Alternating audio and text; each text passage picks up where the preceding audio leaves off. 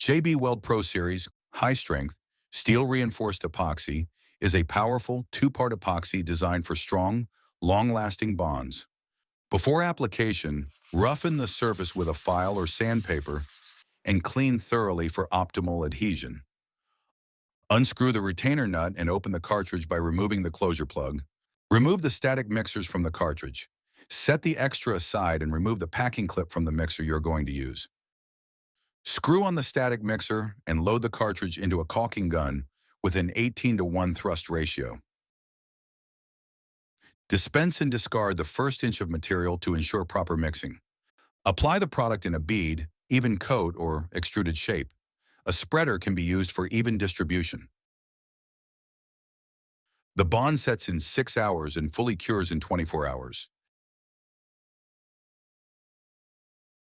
When finished, we recommend leaving the mixer nozzle on to harden. Then, when ready to reuse, replace it with a new one.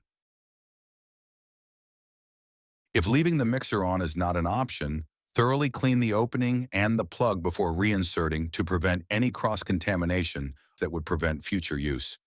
JB Weld Pro Series, built for the professional.